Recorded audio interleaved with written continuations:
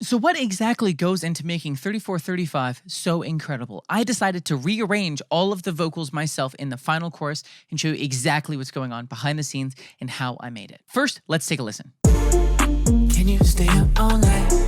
Fuck me till the daylight. 3435. 3435. Can you stay up all night?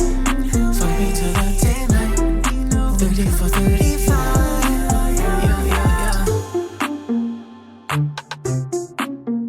Let's start with the lead vocal. Now, this has 3 vocals for the main melody, panned across. We have 1 centered lead and then 2 panned out on the sides. So here's how the middle one sounds. And I had to do this an octave down. I'm not Ariana Grande.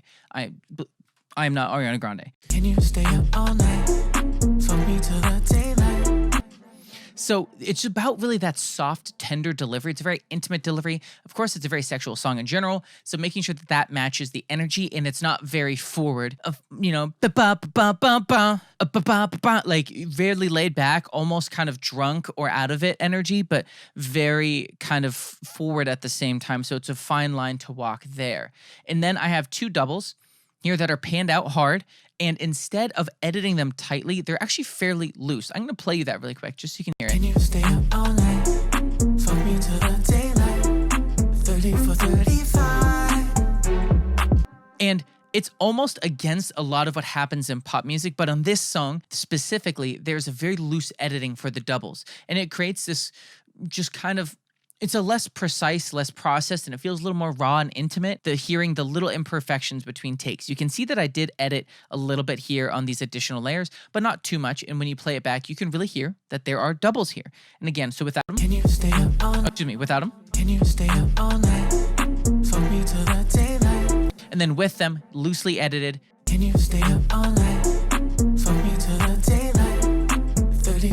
And again, it's that kind of loose energy, but it really works with this track and it comes together super nicely. Now, we do have that big old vocal stack and we got to talk about it. Of course, we're going to talk about it. Do not worry. I would never let you down like that. 35. Can you stay up? Now, what's happening here?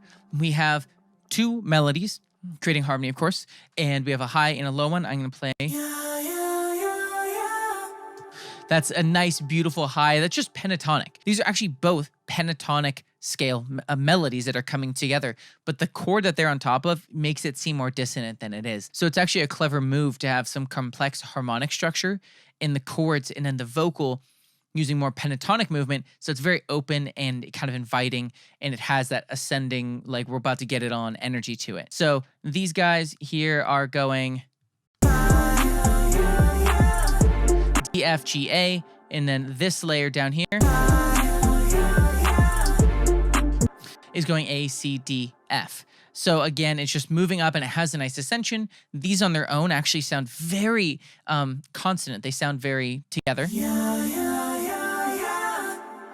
And because we actually start out with a 4th interval between the harmony, it actually has an almost regal movement to it. And we're kind of moving between 4th and 3rd harmony here. It's very cleverly done. And that's kind of what happens when you're moving through the pentatonic scale. And I absolutely love how that comes together in this track. Now, let's go ahead and talk about a couple of the ad-libs here, because there's some really interesting ad-libs that, again, add that flavor and that texture that she's so well known for. The first one we have is there's this track that she has these very T-Pain or heavily auto-tuned vocal layers.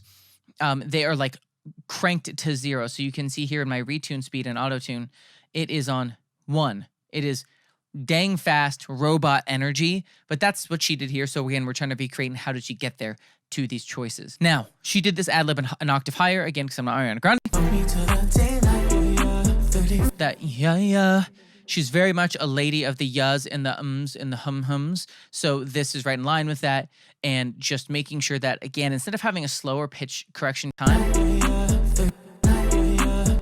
that still sounds fine, but really pushing that up, it gives it that artificial perfection that ad-lib has in there. And again, it's not because there's any lack of talent at all. It's clear it's a very stylistic decision to go that heavy with the auto-tune and just something creative where it's a little more subtle because we have it tucked in the middle of the track instead of having, the whole stack with the robot level of pitch correction.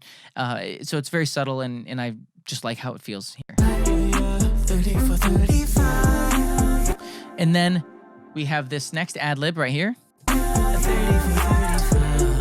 Can you stay up all night? And there's a really cool, there's so many cool things about this little run. And of course, one of the kind of go-to moves I see a lot in her music is these delicate runs, or these kind of intricate cascading runs on a last chorus as her ad libs that fit with so many notes in a very subtle way. Like, it doesn't feel out of place. Again, the notes that she chose are all pentatonic, so there's not really much opportunity for dissonance or problems harmonically. So it keeps, it's kind of a very harmonically safe choice to where as the chords move, you're not gonna have too many problems where it sounds terrible.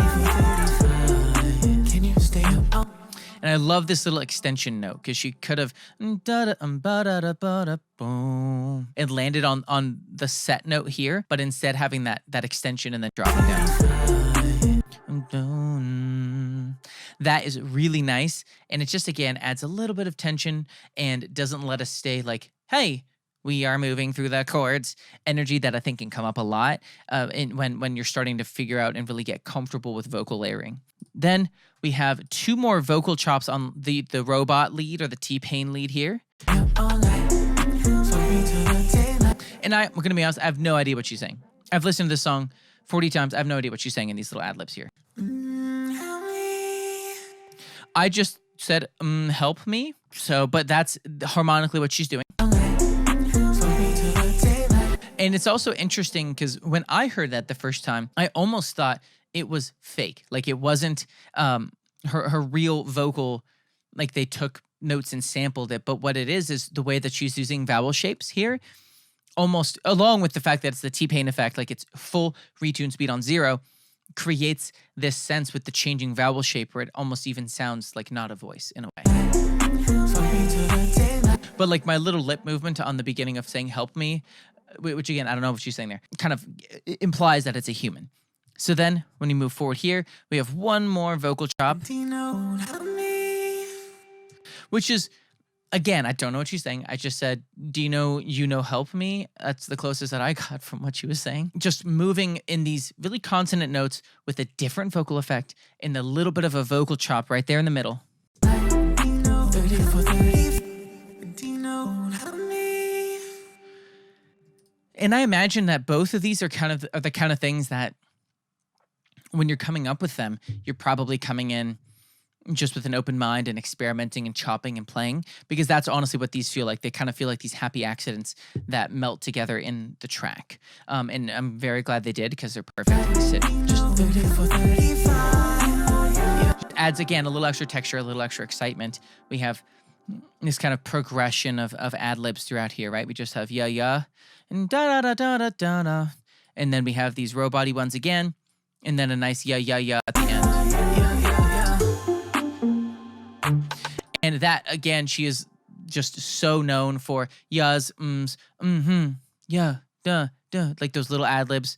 And that's a very common trend that I've seen across all of her work. And not that she's the only one to do it, but it's one that I think has pushed it forward even more so as she's continued to bring this into her music. So what I want to play and just highlight is the fact that without these ad-libs, it feels like stuff is missing. Daylight.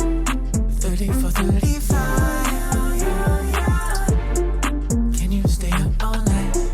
Fuck me till the daylight. 30 for 35. It feels a bit empty, doesn't it? Kind of feels like something's missing here. And that's what's great about having a last chorus where you take the time to put these great ad-libs in. Now, before we go, I wanted to add one more classic Ariana move that she didn't do here, but I wanted to put it in for the sake of actually breaking it down for you. So here is a classic thing that she'll do, which is a little vocal stack on a 2-beat.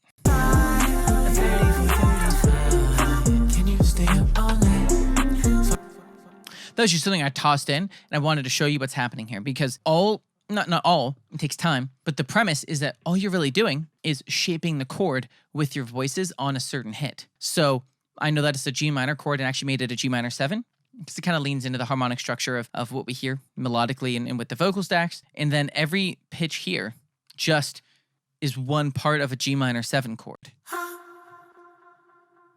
And then this is the G. So yeah, so we have that whole step harmony there. And there's the minor third, and then the D note. And then that comes together to just give us a really simple chord shape. And it's just a nice accent on a hit. Dun, dun, dun, dun, dun, boo. And it's something I could have done across, but it's not in there. But it's a common Ariana Grande move that is worth mentioning as far as like how she'll accent a certain moment and make it a little more special. So those are all the vocal layers that went into this final chorus, all the intricacies and everything to make it beautiful and perfect like it is. If you enjoyed this video and you want to keep the conversation going, I would love to have you join the Facebook group, The Modern Music Creator. We have a ton of great people who are interested in this kind of stuff and even more. We talk about this in depth. I do live streams every single month where you can ask me questions and really dive deep with myself on things that I do here in the software in a way we can't do on YouTube. So I'd love to have you join that. It's the top link in the description. Other than that, I'm just glad that you were here today. Appreciate your time, and I would love to know how you liked this video and if you want to see more things like this. Other than that, I'm sure you've liked and subscribed and dropped a comment by now. Can't wait to see you in the next one. Until then, get out there, work hard, and remember, kindness wins.